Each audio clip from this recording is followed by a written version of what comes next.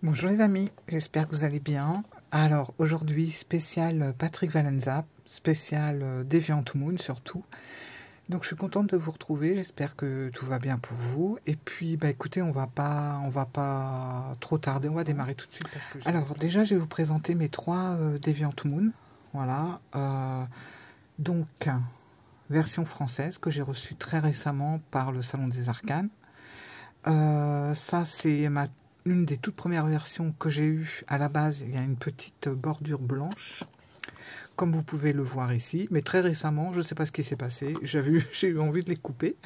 Donc j'ai tout ratiboisé. Et vous allez voir, ça a été une vraie découverte. Et ça, c'est celui qui me sert le plus depuis un certain temps. Donc c'est la version anglaise.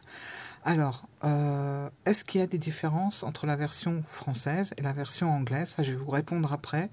Je vais juste vous montrer celui-là vite fait, mais après on va le mettre de côté parce qu'il est complètement différent des autres. Déjà, il est différent.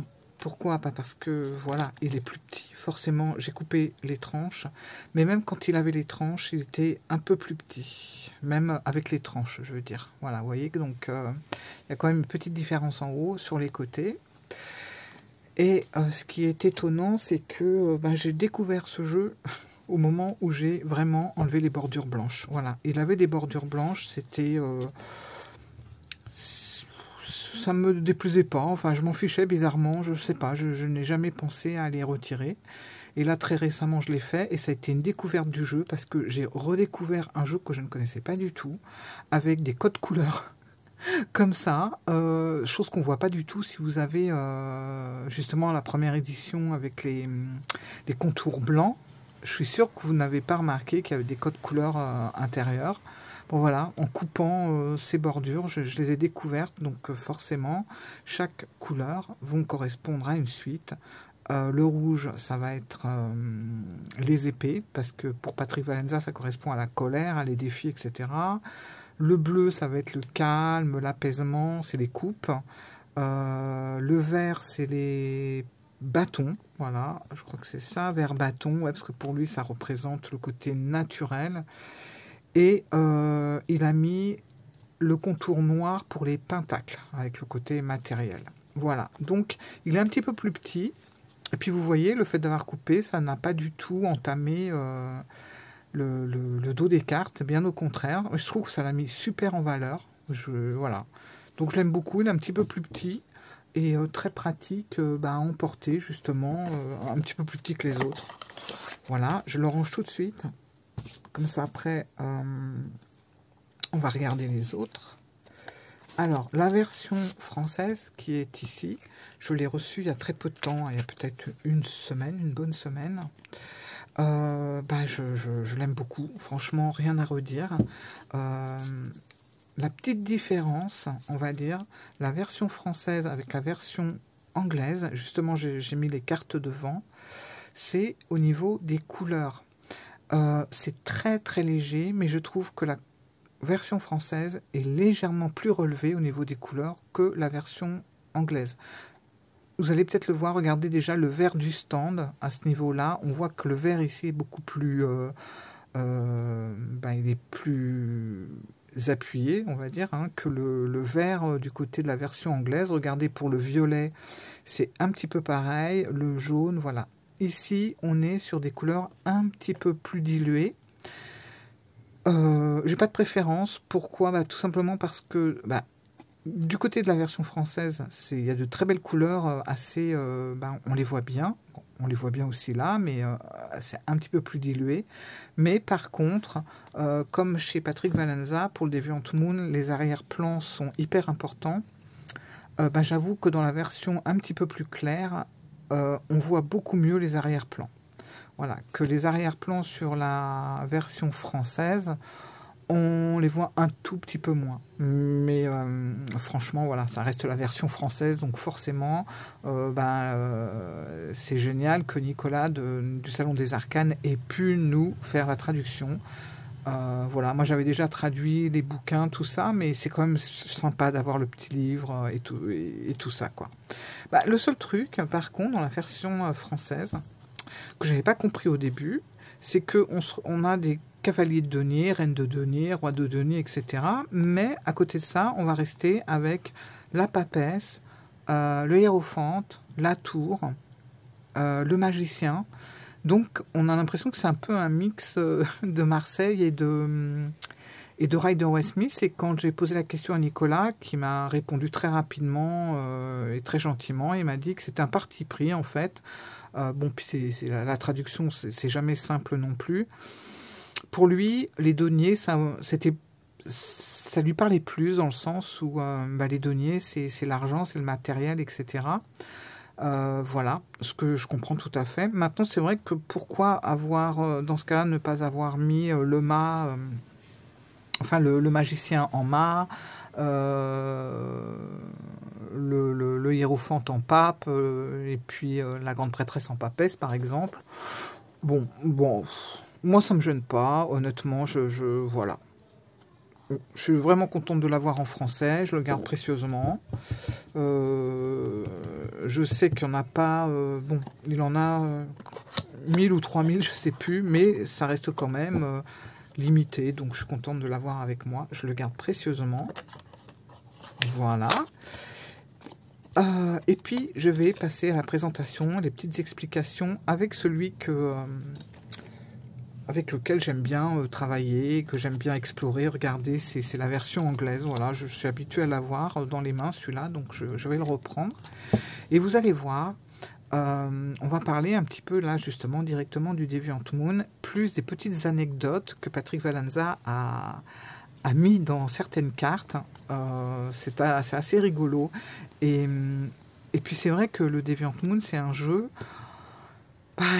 qui nous laisse pas indifférents, c'est-à-dire que où on va avoir une répulsion, ou on va avoir peut-être même un dégoût, c'est possible, hein, ou au contraire, il va nous fasciner, ou il va inciter un petit peu notre curiosité, ou alors on va simplement avoir un coup de foudre, on va vouloir l'avoir tout de suite. Après, je pense que c'est pas un jeu sombre. Pour moi, c'est pas un jeu sombre. C'est un jeu qui, quand on l'explore, il suffit d'une semaine de l'avoir avec soi pour s'apercevoir que les petits personnages sont très attachants, que il est beaucoup moins effrayant que énormément d'autres tarots qui sont sur le marché actuellement. C'est simplement qu'il est différent. Voilà, on a des personnages un peu difformes, avec des pieds d'oiseau, avec des nez crochus, avec une face lunaire, avec 3 bras, 6 jambes. Bref, ce sont des créatures voilà, qui sont différentes de ce qu'on a l'habitude de voir. Donc ça peut effrayer. Bon, moi honnêtement, ça m'a pas gêné du tout. Au contraire, ça m'a plutôt attiré.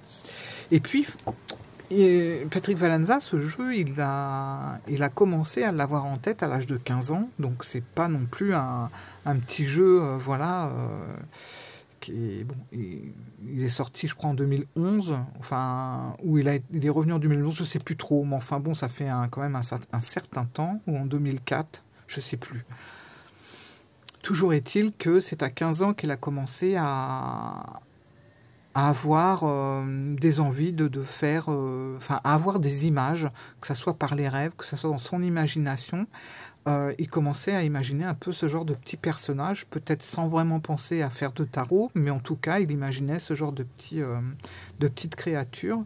Et puis, il vivait près d'un cimetière, donc souvent, il allait jouer dans le cimetière et il prenait des clichés avec son appareil photo. Des pierres tombales, mais pas que. Il y avait aussi, il n'était pas loin d'un asile psychiatrique, je crois. Et il prenait également des photos de l'asile psychiatrique, des monuments abandonnés, etc. Et c'est à l'âge, en fait, à partir, je crois que c'était il a mis 3 ans déjà à faire son jeu, et un petit peu avant, il s'est dit que ça serait une bonne façon, en fait, d'allier la photographie des photos qu'il avait prises avec l'informatique, et essayer, si vous voulez, de combiner les images, les dessins informatiques qu'il allait créer, plus ses photos qu'il avait prises ici et là, quoi. Donc il a combiné tout ça et ben, ça a mis 3 ans. Et 3 ans après, ben, on a eu le Deviant Moon. Voilà, il est né comme ça. Et je le trouve vraiment magnifique parce que ben, on va passer tranquillement en revue. Et vous allez voir qu'il y a énormément de choses, des petits détails qu'on voit pas forcément. Et puis il y a des histoires réelles hein, qui sont que je vais vous raconter. Voilà. Donc on a le roi de coupe. Voilà. Alors les couleurs, moi je les trouve très jolies. Alors voilà, une des petites histoires de Patrick Valenza par exemple. Celle-là, elle est amusante parce que son histoire correspond en plus forcément à la carte, sinon il n'y aurait pas d'intérêt. Mais c'est donc le pendu, si vous voulez, vous allez voir, il y a 3-4 cartes avec des horloges et chaque horloge a un horaire bien précis. Par exemple, pour le pendu, on a une horloge qui indique 5h11. Alors vous pouvez vérifier si vous avez le jeu, parce que là j'ai peur que ça brouille un peu. Mais si vous avez le jeu, vous faites un plan un peu plus proche et vous allez voir, c'est bien marqué 5h11. Et en fait, pourquoi 5h11? Alors il explique, hein, c'est lui qui explique tout ça dans une interview, c'est qu'il avait l'habitude de travailler, parce que bon, il n'a pas toujours il n'a pas toujours été créateur de cartes, il a travaillé en usine, je crois bien, et justement, il avait l'habitude de travailler de 9h à 17h, voilà.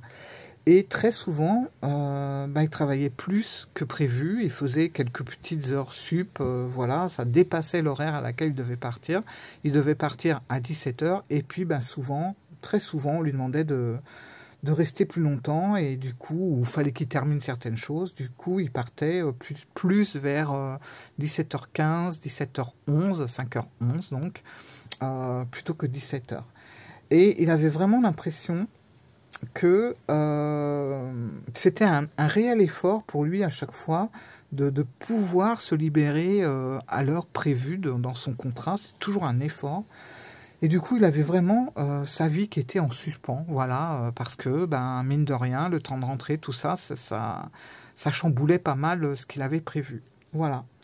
Donc, l'horloge représente tout simplement le temps perdu quand il travaillait et quand il travaillait plus tard que 17h. Voilà. Donc, il l'a représenté avec cette petite horloge qui pendouille là, avec le pendu. Alors, le roi d'épée, c'est pareil, sur chaque carte, vous avez une lune. Alors, ça va être une pleine lune, ça va être une lune croissante, une lune décroissante. Et en fait, chaque lune aura une interprétation différente selon sa phase, en fait. Par exemple, pour les pages, vous allez avoir une lune croissante, voilà. Ce qui représente bien aussi les pages qui sont en pleine croissance pour passer à des choses plus élevées. La tempérance.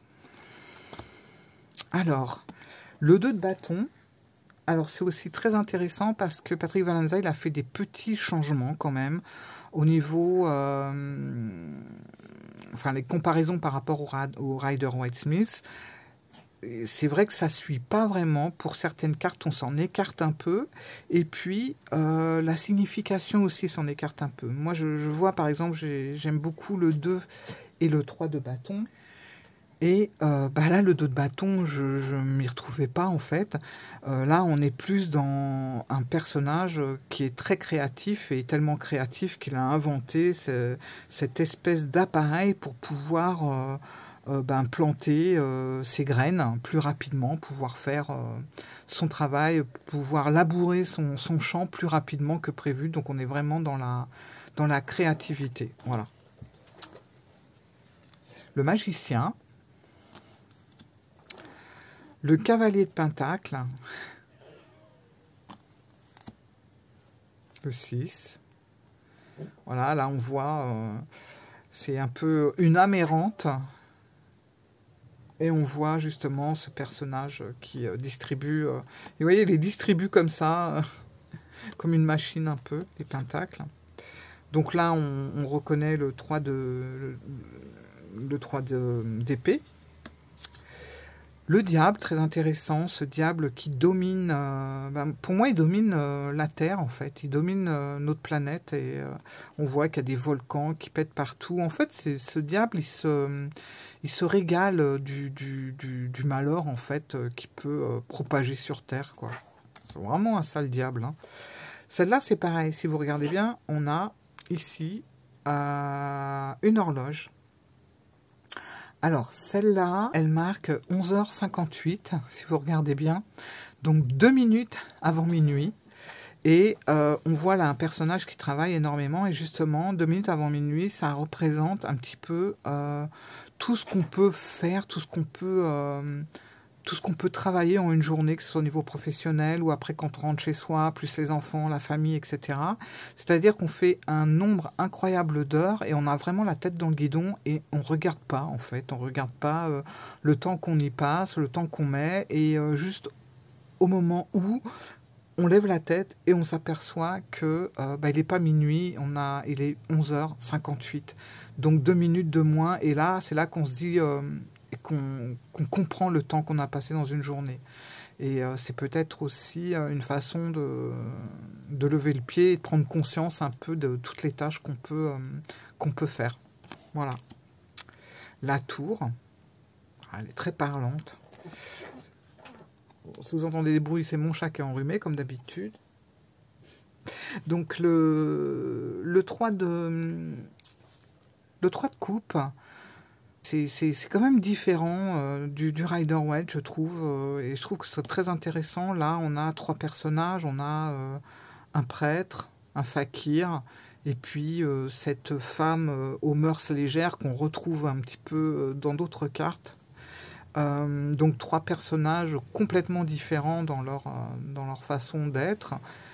Et malgré ça, ils s'unissent parce que à eux 3, ils ont réussi vraiment à convaincre enfin pas à convaincre, à combattre, pardon, le danger et à pouvoir se sortir d'une situation un petit peu périlleuse, quoi. Voilà.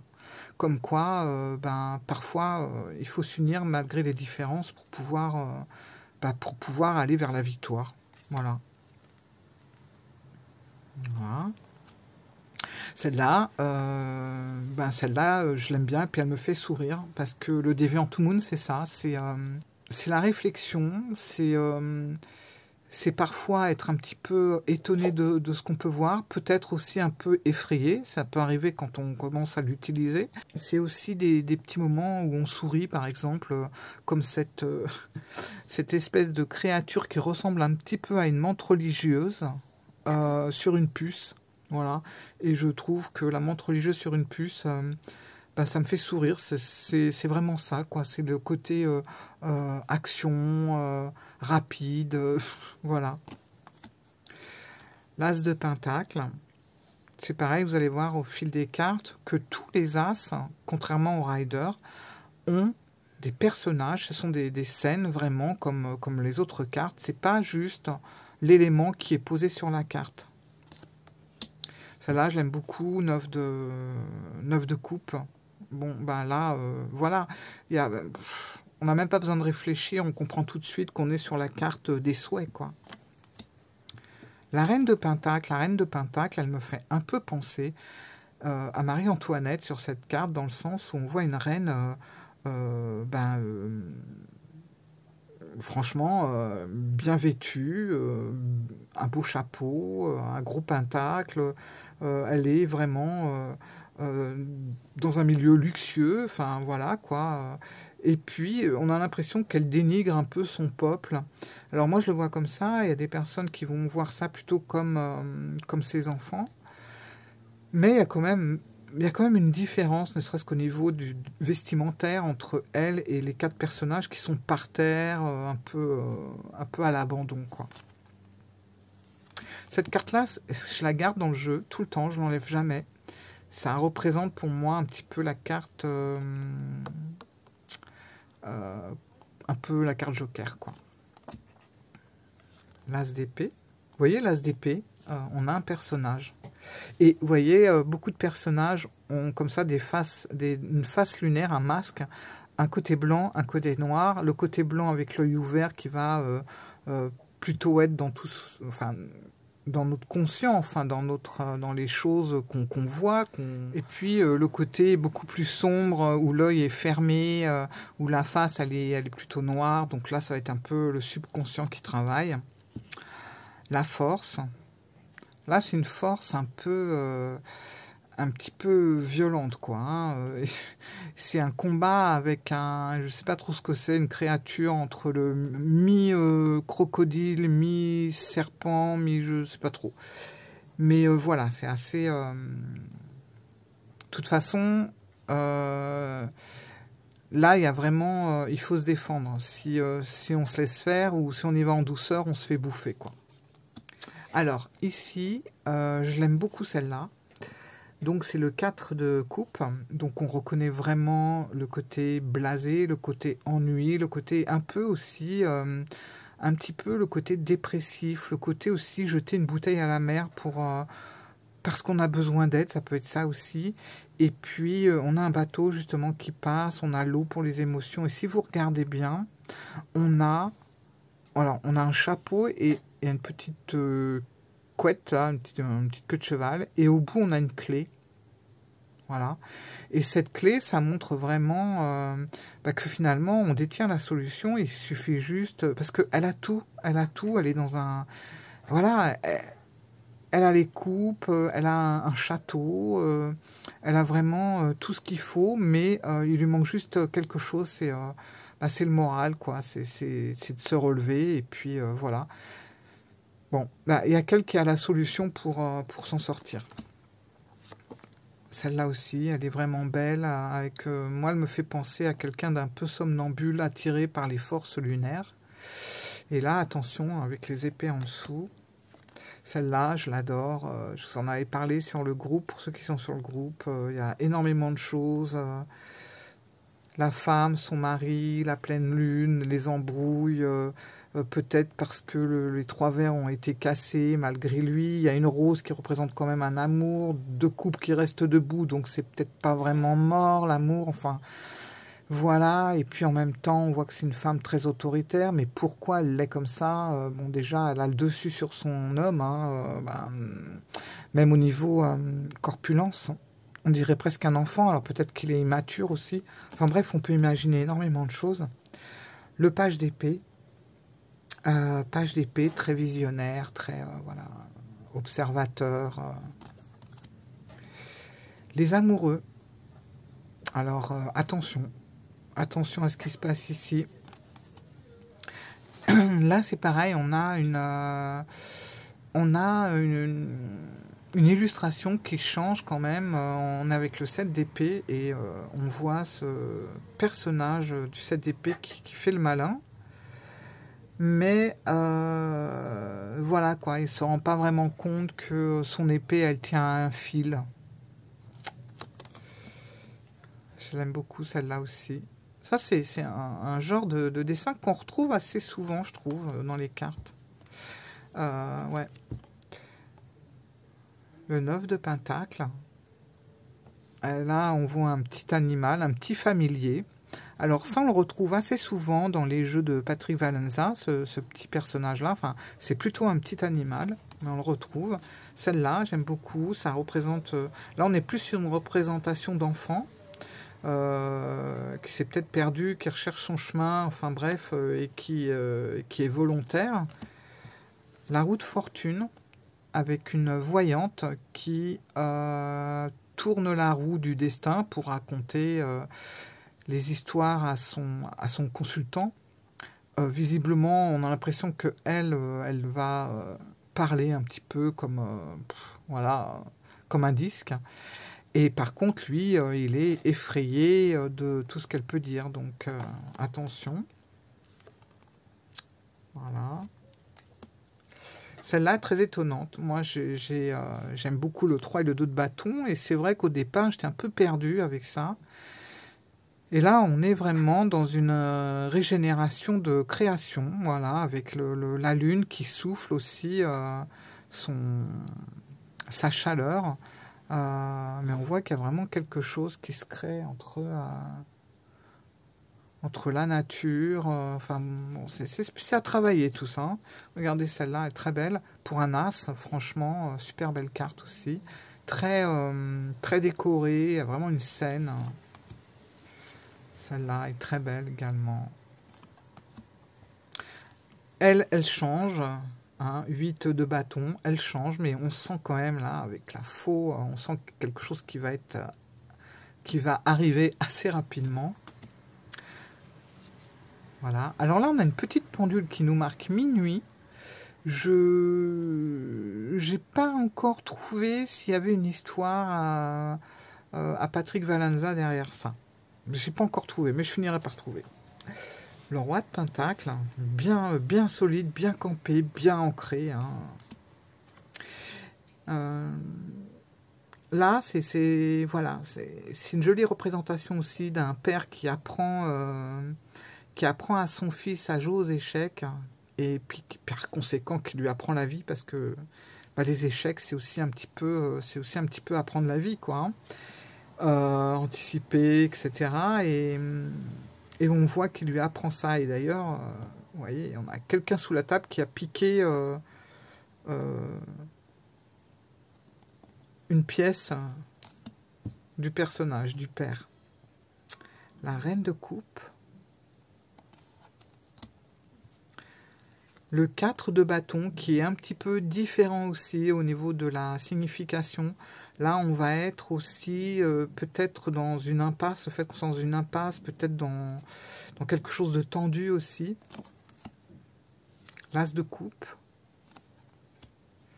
Alors celle-là, c'est une de mes préférées, rien que pour l'histoire que Patrick Valenza a racontée. Par exemple, voilà, pour le 4 de Pentacle, vous voyez, on a la mort derrière, et la mort tient une horloge. Et sur cette horloge, ça affiche 9h40. Voilà, vous pouvez vérifier, vous verrez 9h40. Donc 9h40, Patrick parle de son beau-père, qui était très matérialiste. Toute sa vie, elle était basée sur ce qu'il possédait. Voilà, comme le 4 de Pentacle, exactement pareil. Il ne pensait qu'à l'argent, qu'au matériel, à en oublier ses enfants, ses beaux-enfants, etc. Et puis, un beau jour, il est mort. Voilà, alors comme il dit, hein, ça n'a pas du tout été... il n'a pas eu le cœur brisé, quoi. Et il a appris justement la mort de son beau-père à 9h40 exactement, un matin. Et par la suite, il a été incinéré. D'ailleurs, c'est pour ça qu'il nous a dessiné le feu ici. Et Patrick Valenza, il s'est posé cette question en créant cette carte. Il s'est dit, est-ce qu'à ce moment-là, il aurait aimé passer plus de temps avec ses enfants, ou il s'est dit, merde, je n'ai pas encore assez récupéré d'argent. Voilà, c'est ce qu'il s'est dit à ce moment-là, Patrick Valenza. Donc, on voit, hein, même au moment de passer l'arme à gauche, il serre quand même ses biens contre lui. Voilà, même s'il sait que, bon, voilà, il les emmènera pas, mais voilà. Celle-là, elle m'a fait vraiment sourire quelque part avec les 9h40. Le page de Pentacle. Le page de Pentacle, c'est un page qui s'est réalisé, qui s'est fait tout seul. Voilà, j'aime bien cette interprétation. D'ailleurs, on voit, il a récupéré une clé, il est tout content. Et voilà, il y a des boulons, il y a tout ça, il s'est fait, voilà, il s'est fait lui-même. Le cavalier de coupe. Le 9 d'épée. Bah, j'aime bien, on dirait mon chat un peu. Le soleil. La reine d'épée. Alors, les reines, chez Patrick Valenza, elles me touchent. Voilà. Et pas que dans le Deviant Moon, dans le Triomphi également, ce sont des reines qui ont toujours une larme à l'œil. Voilà, c'est pas... Elles sont plutôt des femmes assez fortes, assez froides, un peu intransigeante, qui tranche, etc. Mais chez Patrick Vallazza, la reine, elle est touchante parce que la reine d'épée, c'est une reine qui va faire ce qu'elle a à faire, même si c'est dur, même si ça lui fait de la peine intérieurement, elle doit le faire, elle doit y aller, elle doit faire ce qui doit être fait, quoi. Voilà. Peu importe que ça va lui coûter, même si ça lui fait de la peine, elle va le faire. Voilà. L'impératrice. Alors, l'impératrice, l'empereur et la grande prêtresse, ce sont 3 personnages sur un échiquier. Et vous voyez, en plus, elle tient une fleur et elle est reliée, en fait, à son corps. Le jugement. Le fou, inconscient, libre, voilà. Le 2 d'épée, très intéressant, le 2 d'épée, c'est aussi une dualité de soi-même, quoi. Je la trouve vraiment bien, celle-là. La grande prêtresse, justement. Bon, bah là, on reconnaît bien le 10 d'épée. L'empereur, sur son échiquier aussi. L'ermite, très intéressant, l'ermite. On a l'impression que l'ermite, il s'isole. Il s'isole, mais on a l'impression en même temps qu'il souffre, comme si c'était un ermite très empathique. Et finalement, il est obligé de s'isoler pour se protéger de tout ce qui se passe dans la société, quoi. Franchement, il y a beaucoup de choses, hein. On peut faire parler beaucoup cette carte avec le visuel. Le hiérophante. Le hiérophante aussi, en fait, il est sur son échiquier. Celle-là, j'aime beaucoup cette carte aussi.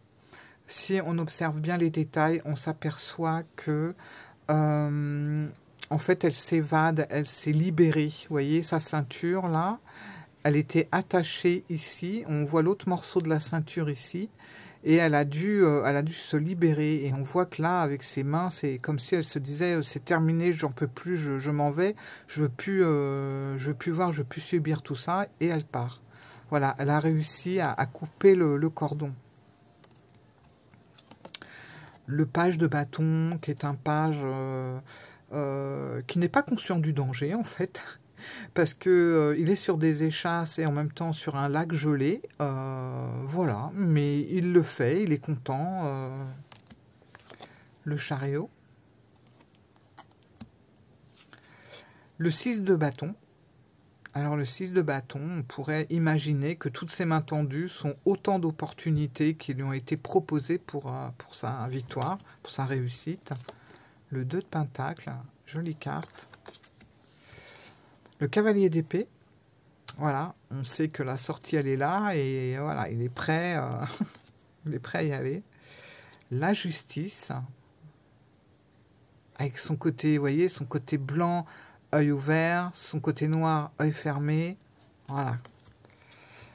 Alors elle c'est une guerrière, hein, la reine de bâton, là on voit, voilà quoi.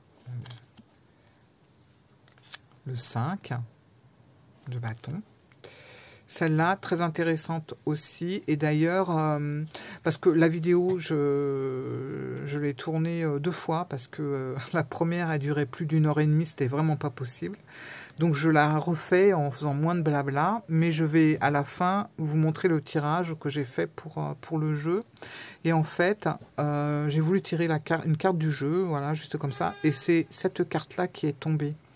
Et je trouve magnifique et incroyable que ça soit cette carte qui soit tombée pour le Deviant Moon. Voilà, quand on connaît la signification de cette carte au niveau des rêves, de l'imagination, de l'illusion, bah c'est cette carte, voilà, qui s'est présentée. L'étoile. Donc là, on voit qu'elle verse énormément d'eau dans un lac, mais j'ai l'impression qu'au fond, c'est hyper sec, les arbres, tout ça, j'ai l'impression qu'on est dans la sécheresse. Le roi de bâton. Et lui, voilà, le 5 d'épée. Alors lui, Voilà, lui, il se croit tout permis, il défie le roi, il tire la langue, bon, voilà, il fait ce qu'il veut. Celle-là, elle est touchante aussi, et elle est très différente. La lune, pleine lune, d'ailleurs c'était la pleine lune jeudi. Revoilà notre créature aux mœurs légères, donc elle est dans les rues, un peu toute seule. Donc vous voyez les arrière-plans, on ne s'est pas arrêté sur les cartes, mais vous avez pas mal d'arrière-plans comme ça, où ce sont vraiment des photos que Patrick Valenza a pris lors de ses promenades, que ce soit dans les cimetières, dans des bâtiments abandonnés, etc. Donc ce sont des vrais clichés qu'il a retravaillés, bien sûr. Et voilà. Et donc on voit ce personnage-là qui va trouver refuge et chaleur dans une église. Et un œil là. Le monde. Voilà, personnage qui arrive en bout de course, enfin, qui a combattu, je pense, les créatures ici, voilà, entre autres. Ah, celle-là. Alors celle-là, c'est une carte qui fait parler d'elle. J'ai entendu, vu beaucoup de personnes qui disaient que cette carte, elle était effrayante, elle faisait peur, etc. Alors moi, je trouve pas qu'elle soit effrayante, je trouve pas qu'elle fasse peur.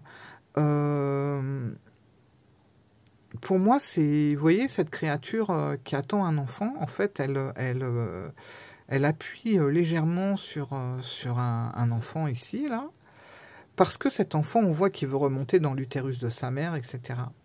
Mais, pour moi, elle lui interdit de revenir, parce que déjà, on ne retourne pas dans le passé, on ne retourne pas dans ce qui est déjà terminé. C'est comme si elle lui disait, tu es là. Alors c'est vrai que, bon, ça s'y prête pas trop, hein, les alentours, c'est hyper toxique, hyper pollué, mais bon, voilà, la vie, c'est pas un long fleuve tranquille, et je pense elle lui fait comprendre tout simplement que maintenant qu'il est là, il va falloir mener sa vie et se prendre en main et assumer les choses de la vie qui vont se présenter, comme les bonnes choses et les moins bonnes. Voilà, donc il faut que cette petite créature apprenne à faire face et pas à se réfugier ou à faire la politique de l'autruche dès qu'il y a un souci. Donc moi je trouve que je vois cette carte comme c'est la carte de la mort bien sûr, mais qui montre que la vie c'est des choses agréables, mais c'est aussi des choses qui sont pas faciles et qu'il va falloir assumer dès son plus jeune âge. Voilà, moi je la vois comme ça, je la trouve pas du tout terrifiante. Bon, 10 de bâton, voilà, sans surprise, on la reconnaît bien. Celle-là, j'aime beaucoup aussi. C'est très parlant, franchement, 3 de pentacle, où on voit qu'on est vraiment dans un travail d'équipe. Hein, l'un touche l'autre, le sculpte, l'autre le peint, et voilà, l'autre le dessine. Enfin, pour faire une œuvre d'art, ils ont besoin d'être tous les trois, ils ont chacun leur fonction. Le page de coupe. Voilà. Et celle-là, je l'aime beaucoup, celle-là, espèce de stand de marionnette. Voilà, ça fait vraiment penser à l'enfance, avec derrière l'ange et derrière le diable, justement, on aperçoit des arrière-plans, une église, là c'est plutôt des usines qui fument, etc. Voilà. Et puis vous avez les coupes au-dessus, qui sont autant de souvenirs en fait. Voilà. Et vous avez beaucoup de cartes, par exemple, dans la force. Il y a beaucoup de cartes qui font aussi allusion au cirque. Bon, là, vous voyez, on a encore des arrière-plans derrière. Par exemple, la force. Je crois que c'est dans la force où on voit les cirques en arrière-plan. Donc, il y a un côté comme ça, un petit peu ancien. Il faut que je la retrouve.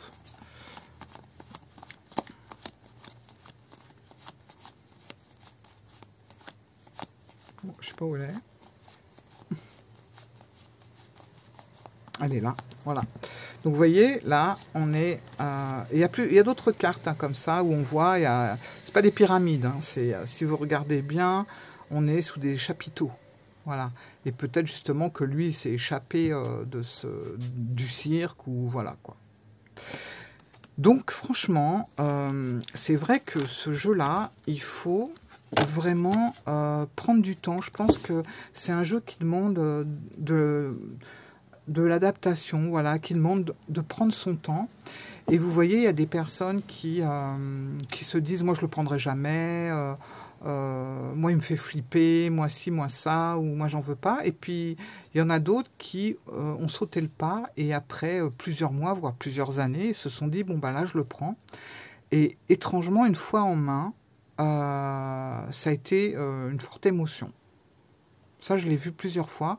Une forte émotion parce que elles ont pu explorer carte par carte les personnages, les regarder, écouter les messages qu'ils avaient à donner, les ressentis aussi. Et finalement, on s'aperçoit que c'est pas du tout effrayant. C'est même, on est même dans l'émotion, quoi. Et c'est vraiment la magie de ce tarot, je trouve. C'est la capacité de nous captiver et de nous attirer dans un monde fascinant qui est celui du Deviant Moon Tarot. Voilà. C'est plein d'imagination, c'est plein de petits personnages avec leur visage lunaire. C'est, je sais pas, moi je le trouve vraiment magique. Et puis maintenant qu'il est sorti en français, c'est génial parce que si vous voulez un petit peu plus en savoir un petit peu plus, c'est vrai que Nicolas a très très bien traduit. Moi j'ai lu la traduction en français et je connaissais la traduction en anglais et c'est très très bien traduit. Franchement, on a juste le petit paragraphe pour nous éclairer, puis après c'est à nous aussi de laisser aller notre imagination, parce que c'est ça ce jeu. Mais c'est vraiment un jeu très plein d'amour. Voilà, c'est tout le contraire de ce qu'il pourrait montrer au premier abord. Et d'ailleurs, Patrick Valenza, il a dit dans une interview que quand il a fait ce jeu-là, il n'avait pas fait ce jeu dans l'optique de se dire que c'est un jeu sombre ou que c'est un jeu sinistre. Pas du tout. Il voulait simplement faire un jeu en créant cette combinaison entre la photographie qu'il adore et le dessin aussi qu'il faisait sur ordinateur, l'imagination qu'il avait quand il avait 15 ans. Voilà, toutes ces choses qu'il rêvait, ou quand il prenait ses photos, quand il allait dans des endroits un petit peu étranges, etc. Alors, étrange, c'est le mot. Ça, c'est clair. Mais sinistre et effrayant, je pense que là, non. Après, si vous êtes dans un... vous ressentez vraiment de la peur dans ce jeu-là, je pense que justement, c'est parce que il y a quelque chose à travailler avec lui. Voilà. Parce qu'il est fait pour ça aussi. Hein. Et je pense que c'est là où vous êtes en plein dedans. Je vais quand même retirer une petite carte. Alors, j'avais eu la carte... comme je vous ai dit, je vous mettrai un petit... Bon, je sais pas si je le mettrai, je vais voir. Peut-être... Ah bah tiens, hop, elle est venue toute seule, celle-là. Bon, bah voilà. Voilà, j'aime beaucoup cette carte avec la petite clé. Donc, c'est vraiment la carte où on n'est pas forcément au meilleur de sa forme. Ça peut être aussi une carte de réflexion, où on se dit, ah, voilà, qu'est-ce que je fais là Mais c'est aussi une carte où on a tout ce qu'il faut. On a tout ce qu'il faut pour être heureux, pour être heureuse. Mais malgré tout, il y a des choses qui vont pas. On ne se sent pas forcément à notre place. Et là, je pense qu'il y a un travail vraiment à faire sur soi-même grâce à la petite clé ici. C'est vraiment ce qu'elle a envie de dire, c'est que on aura beau avoir plein de choses, on aura beau... je sais pas moi, dépenser, voir du monde, tant qu'on n'a pas dans la tête ouvert le petit blocage, on n'y arrivera pas. Mais ça, c'est vraiment, on peut le faire que par nous-mêmes. Voilà. Pas d'argent, rien de matériel, rien de même au niveau amour, rien n'y fera si dans votre tête c'est pas libéré. Voilà. Voilà. Bah, écoutez, C'est la voyante. J'aime beaucoup ce jeu. Voilà. Alors, je serais vraiment... c'est un jeu vraiment pas comme les autres. Il est unique. Hein. Il n'y en a pas deux. Il n'y en a pas deux dans la cartomancie comme le Deviant Moon. Non. Il est seul, il est unique, il n'y en a pas deux. C'est vraiment un super petit compagnon. Voilà. En plus, ils sont trop bons. Ce que je fais pour ce jeu-là, par exemple, je le mets... Ah, je vous ai pas montré, attendez, je voulais vous montrer un petit truc vite fait avant. Puis après, je continue ma phrase. Voilà, ça, c'est le petit carnet que je tiens du Deviant Moon. Voilà, il y a tout. Je mets vraiment ce que je ressens, ce que m'inspire une carte, etc. Voilà. Alors, je mets vraiment mes propres idées et je le garde avec moi, puis voilà. Et ce que je voulais vous dire également, c'est que moi, ce que je fais, je le mets dans ce petit pochon, qui est un petit pochon que j'avais fait faire pour Mildred. Donc, la personne qui fait ce genre de pochon, malheureusement, a arrêté. Et elle m'avait fait vraiment un pochon à l'ancienne, comme ça, un peu usé et tout. Et c'était pour Mildred, mais du coup, j'y mets le Deviant Moon. Et ce que je fais, je mets un petit coton dedans avec quelques gouttes d'huile essentielle sur le coton, hein, pas sur le jeu, ni sur le truc là, mais sur le coton. Je le mets dedans, je le plie le coton en deux et je le mets dedans pour que ça ne tâche pas. Et je mets mon jeu dedans et après, il sent super bon. Et là, en l'occurrence, j'ai mis, alors il y en a qui ne vont pas aimer du tout, mais j'ai mis l'odeur du patchouli. Voilà, pour moi, ça représente ça, quand je le sens. Si je sens le patchouli, je sens le Deviant Moon, et vice-versa. Voilà. Donc, il sent vraiment cette odeur de patchouli. Hop. Voilà. Voilà. Écoutez, j'ai hâte... J'ai vraiment hâte de lire vos commentaires parce que, savoir ce que vous en pensez. Est-ce que vous êtes toujours très réticente? Est-ce qu'il vous fait peur?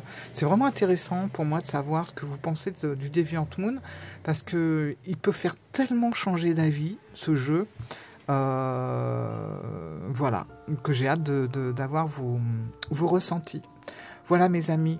Écoutez, je vous dis à très vite. Je vous fais plein de gros bisous et bonne journée. Au revoir.